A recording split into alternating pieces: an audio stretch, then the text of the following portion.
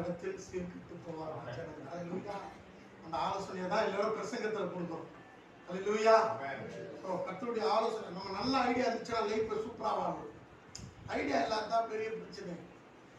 பிள்ளைங்க படிக்கிறதுக்கு ஒரு ஐடியான்னு ஒரு கைடு போடுவாங்க, 5 வருஷம் கொஸ்டின் பேப்பர் இருக்கும், அதை படிச்சாலே பாஸ் பண்ணிடலாம். நிறைய பேர் தெரியாது, ஆனால் அதுக்கு பேர் தான் ஐடியான்னு வச்சிருக்கலாம். ஸோ கர்த்தர் நிறைய ஐடியாவை பைபிள் வச்சுக்கிறேன். அல்லேலூயா. இந்த நாள்ல நம்ம எடுத்துக்கொள்ள வேண்டிய பகுதி தானியேல் 6ஆம் அதிகாரம் 1ஆம் வசனம்.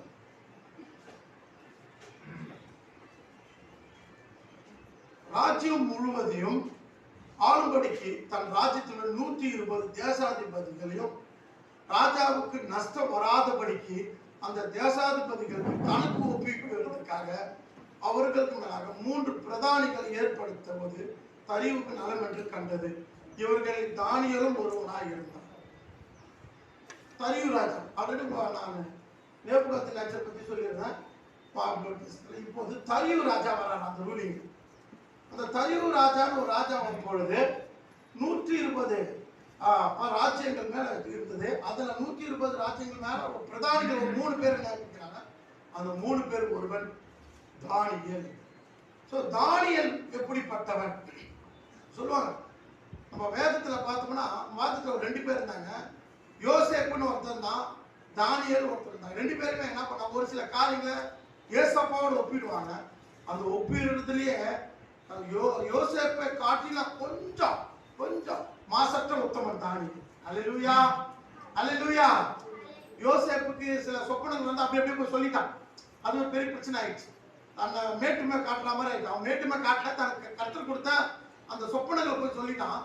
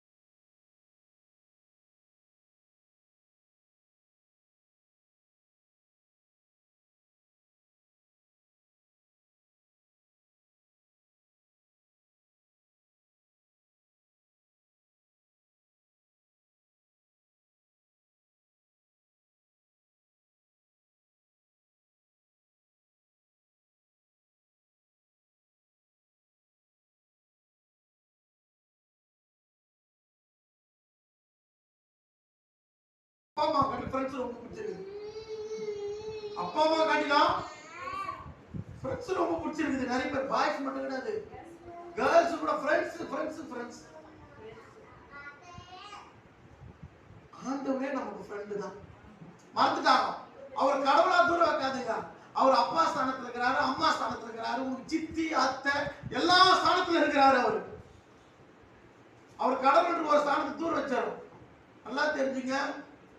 பிள்ளைங்களை வளர்க்கும் போதா எந்த பிள்ளைகள் பழகிறாங்கன்றது ரொம்ப கூர்ந்து கவனிக்கணும்.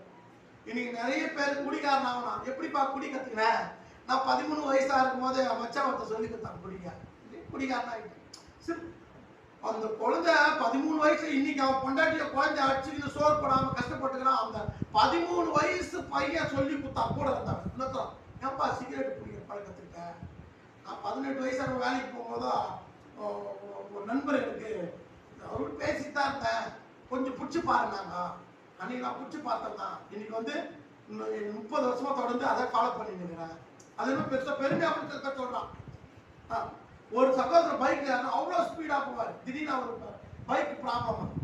அன்னைக்கு திருவள்ளூர்ல இருந்து நெட்டிஸ்வரர் வந்தேன் மீடியமான வேகத்தில். அவர் சொல்றாரு என்கிட்ட, ஐயா சார் நான் வந்து இவ்வளோ ஸ்லோவாக போகவே மாட்டேன், நான் எவ்வளோ ஸ்பீடில் போக தெரியுமா?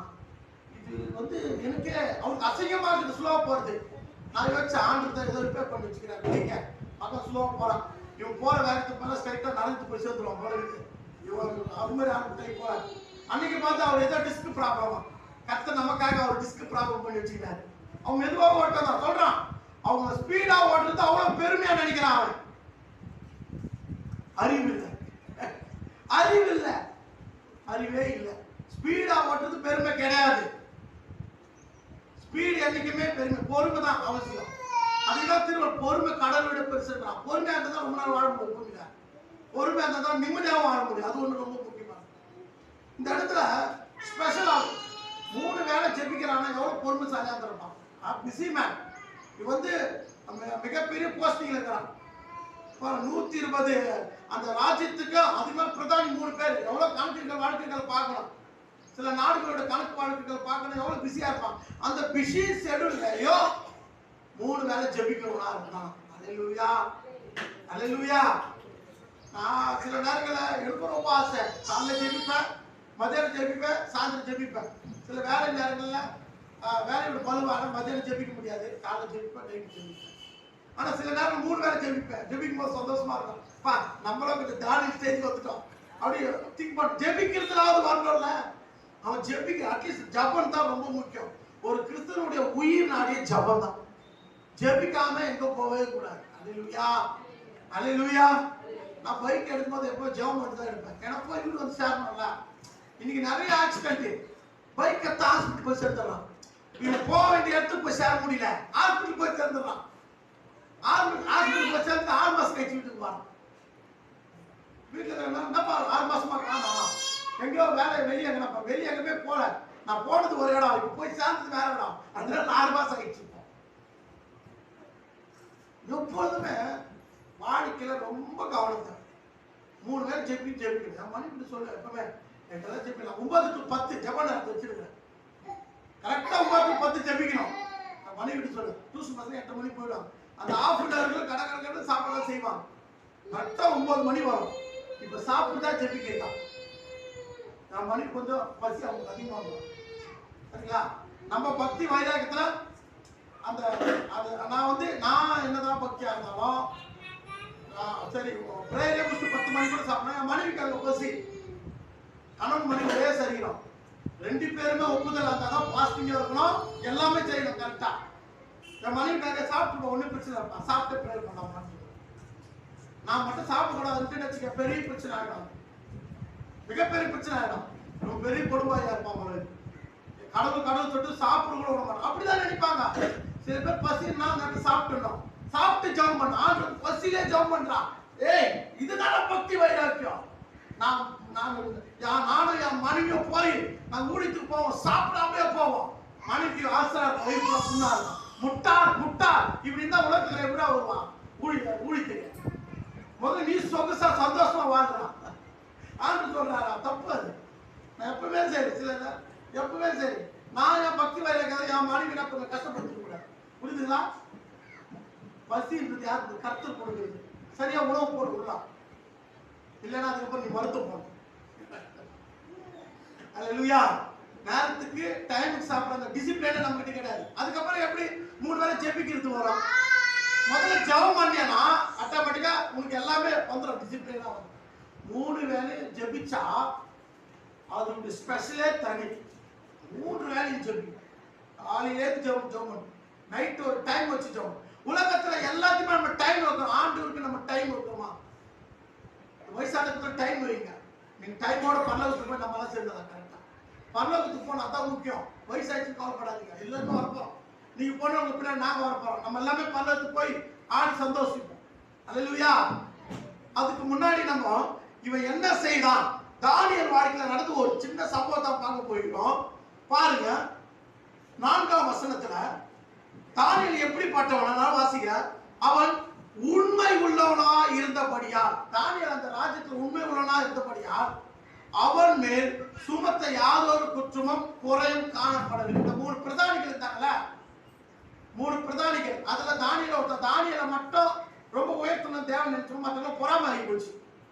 எப்பவுமே நம்ம சுத்திக்கிறவங்க எல்லாரும் பொறாம இருக்கும். அது தெரிஞ்சுக்கும். முதல்ல நம்ம சுத்தி இருக்கிற சொந்தக்காரருக்கே சரி, நம்ம படிச்சு ஒரு வேலை ஆகிட்டா எல்லாருக்கும் ஒரு பொறாம. நம்ம கொஞ்சம் டவுன்ல போயிட்டோம்னா பரவாயில்ல. அதே நல்ல ஒரு மாப்பிள்ளை கட்டிட்டு போனா, நல்ல மாப்பிள்ளை கட்டி இந்த பொண்ணு நல்லா வாழுது, அதே அது கொஞ்சம் பீச கொஞ்சம் பரவாயில்ல, நமக்கும் நம்மளும் ஸ்கூலுக்கு லேட் ஆகுல ஏதோ ஆயிடுச்சு, பரவாயில்ல. அப்படிதான் ஐ திங்க் அப்படிதான் இன்னைக்கு இருக்கிற மனுஷன் வாழ்ந்துடும். பொறாம தான் நல்லா இல்லைன்னா மற்றவங்க நல்லா இருக்கணும்ன்றதான் நல்ல குணம். தானும் நல்லா இருக்கணும், மற்றவங்களும் நல்லா இருக்கணும்ன்றதான் கர்த்தர் சொல்றது. அல்லேலூயா. நம்மளும் நல்லா இருக்கணும், மற்றவங்களும் நல்லா இருக்கணும். இல்ல அட்லீஸ்ட் நம்மளுக்கு தான் இப்படி பிரச்சனை ஆகி போச்சு, மற்றவங்களாவது நல்லா இருக்கட்டும் அப்படின்னு நினைக்கணும். ஆனா துருக்கத்திலே துருக்கம் என்னன்னா, எனக்கு ஒரு கால் உடைஞ்சோம், மற்றவங்களும் ஒரு கால் உடைஞ்சணும். நான் நொன்றேன், மற்றவங்களும் நொண்டணும். புரியுதா? எனக்கு தலைவலி, மற்றவங்களுக்கும் தலைவலி வரணும். இப்படியெல்லாம் வாழ்ந்து நிற்கிறான். புரியுதுங்களா? பக்கத்து வீட்டுல சந்தோஷமா இருந்தா இவங்களுக்கு பொறுக்காது.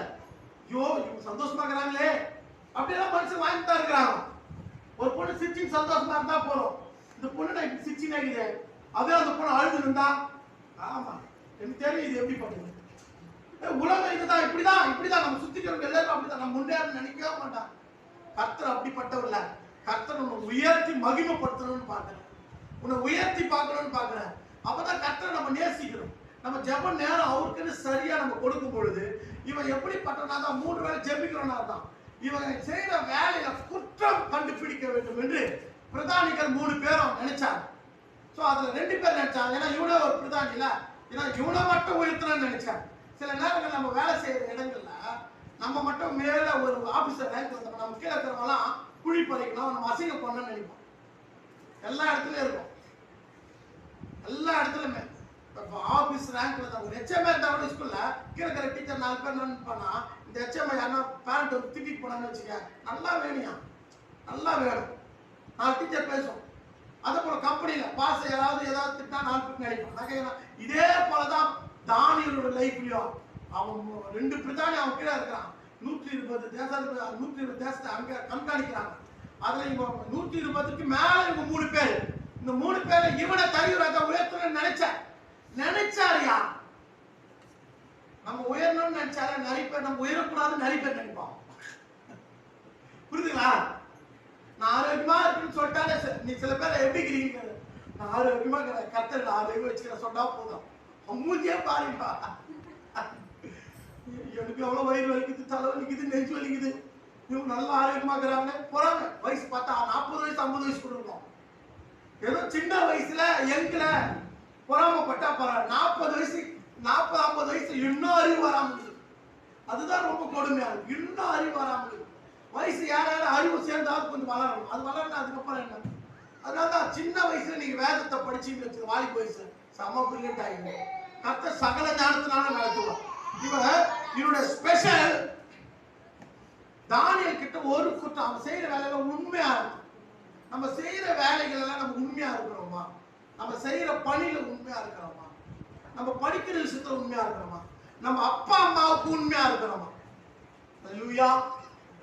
வீட்டுல அப்பா அம்மாவுக்கு உண்மையா இருக்கும். நான் பைபிள் இருக்கிற இந்த தானியேல் பத்தி மட்டுமே எத்து அழகா பியூட்டிஃபுல்லா பிரசங்கிச்சுட்டு எவ்வளவு சூப்பரா வாழ்ந்தார் எல்லா பாயிண்ட் நான் சொல்லிட்டு உன்னை பிரமிக்க வைப்பேன். வேஸ்ட். அந்த தானியேல போல நீ உருவாகணும். இதுதான் ஆண்டவர் நான் நினைக்கிறேன். தானியேலுக்கு மேல ஒரு ஸ்டெப் நீ இருக்கணும்.